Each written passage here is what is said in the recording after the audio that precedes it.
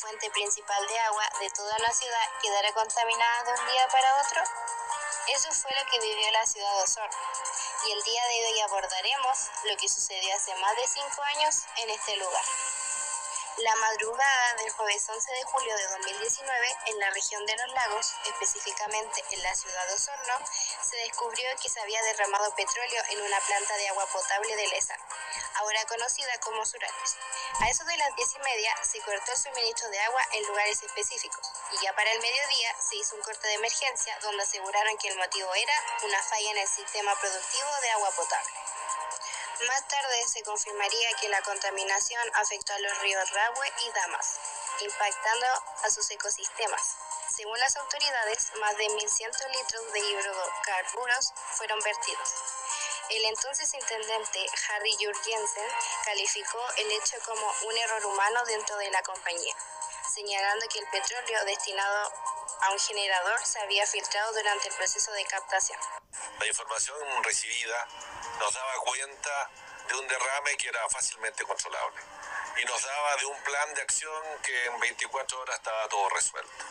Y por lo tanto nos acostamos un día con un problema relativamente resuelto y despertamos con un problema mayor. De hecho, se reveló que el único operario nocturno debía incluso golpear con una piedra el marcador de combustible para evitar rebalse.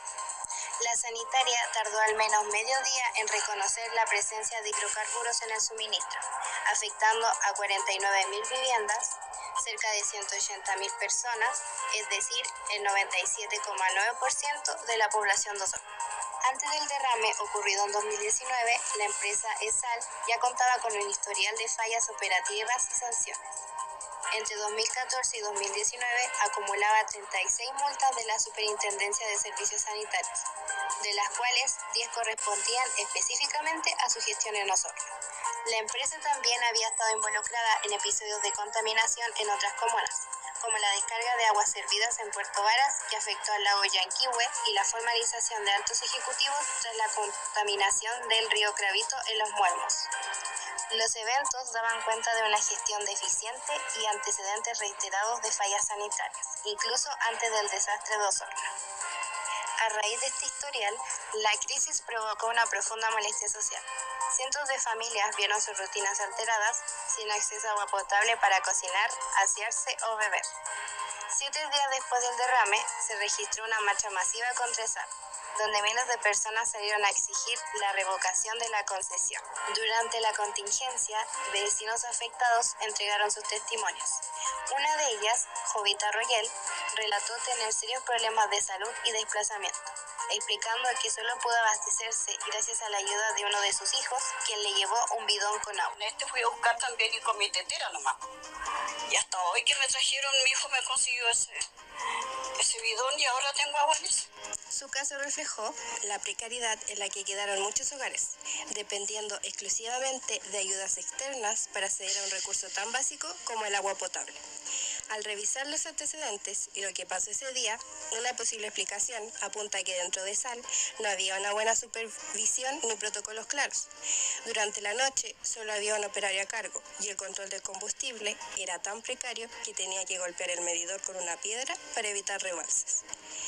Todo esto hace pensar que el derrame no fue solo un accidente puntual, sino más bien la consecuencia de años trabajando con pocas medidas de seguridad y con muy poca fiscalización externa que exigiera mejoras reales. Si pensamos en lo que se creía al principio, que el problema había sido una mezcla de mala gestión y poca supervisión, los antecedentes reales terminan confirmándolo. Las investigaciones mostraron que sí faltaba personal, que los protocolos eran muy básicos y que hubo un error humano que pudo haber sido evitado. Las sanciones que recibió la empresa y la misma explicación que dieron las autoridades reflejan que este no fue un hecho aislado, sino parte de un problema que venía desde antes.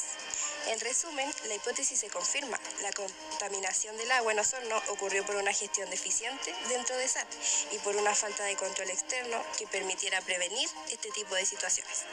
Este conflicto socioambiental y sanitario se convirtió en un símbolo del mal manejo de los servicios sanitarios privatizados y evidenció debilidades del sistema de concesiones sanitarias en Chile, marcando un antes y un después en la discusión sobre el control del agua potable.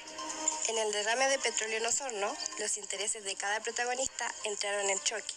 La población exigía agua limpia, mientras que Sal intentó proteger su imagen y minimizar responsabilidades. Las autoridades municipales y regionales buscaban controlar la situación, pero actuaron tarde, lo que aumentó la desconfianza. El Ministerio de Obras Públicas y la Superintendencia de Servicios Sanitarios debieron intervenir, demostrando que la fiscalización previa había fallado. Los comerciantes sufrieron pérdidas económicas y la ciudad quedó indignada. Por eso, esta crisis no fue solo ambiental, fue social, política y humana. Después del derrame de petróleo en Osorno, las soluciones no quedaron solo en limpiar la planta. Primero se cortó el suministro de agua a toda la ciudad para evitar un daño mayor. Durante 11 días, el municipio y el gobierno regional repartieron agua a través de camiones aljibe. La Superintendencia de Servicios Sanitarios obligó a ESAL a presentar un plan de acción para descontaminar los estanques y asegurar la calidad del agua antes de restablecer el servicio. Luego el gobierno evaluó la posible caducidad de la concesión de Sal, lo que generó un debate nacional. Finalmente Sal fue multada con más de 2.200 millones de pesos por negligencia y debió iniciar un plan de inversiones para mejorar sus instalaciones. También se formó una mesa de seguimiento ciudadano donde vecinos y autoridades vigilan que la empresa cumpla sus compromisos. Estas medidas buscaron no solo resolver la emergencia, sino también evitar que un hecho así vuelva a ocurrir. Tras el desastre, se implementaron 2 procesos de compensación que superaron los 6.310 millones, además de acuerdos con el comercio local. ESAL desembolsó inicialmente 2.914 millones para clientes residenciales afectados, según el artículo 25A de la Ley de Protección del Consumidor. Luego aceptó un procedimiento voluntario colectivo propuesto por el CERNAC por 3.013 millones adicionales entregados como descuento en las boletas. Respecto al sector comercial, la empresa aseguró haber destinado más de 400 millones en compensación. Sin embargo, dirigentes del barrio Lynch afirmaron que solo un 70% recibió beneficios, mientras que representantes de la Feria Libre de Rahue declararon no haber recibido más que la restitución del servicio. Las críticas hacia la empresa no se hicieron esperar. Autoridades como el subsecretario de Obras Públicas catalogaron a ESAL como penquita, cuestionando su capacidad y gestión. La Superintendencia de Electricidad y Combustibles, SEC, confirmó el vertimiento de más de 1.100 litros de hidrocarburos al estanque y constató graves infracciones regulatorias, falta de personal adecuado y protocolos deficientes. La empresa enfrentó multas superiores a 5.800 millones y finalmente se cursó una sanción de más de 1.640 millones por cortes no programados, información errónea y poner en riesgo la salud pública.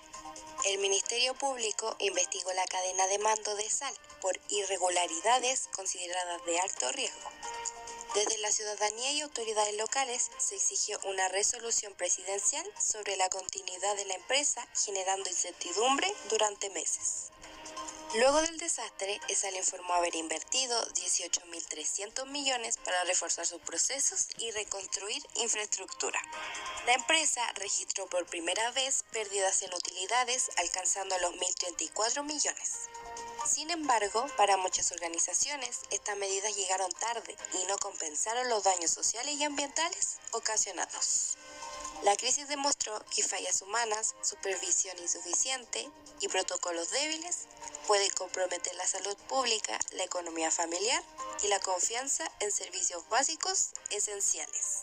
El derrame de petróleo en Osorno evidenció las falencias en la gestión de Sal y la falta de fiscalización efectiva del Estado. Más que un error aislado, fue el reflejo de un sistema que antepone el interés económico al bienestar social. Este caso deja como enseñanza la importancia de crear políticas públicas que armonicen el cuidado del medio ambiente con un desarrollo sustentable, promoviendo una gestión más responsable y una reflexión crítica sobre cómo se administran los recursos esenciales para la vida.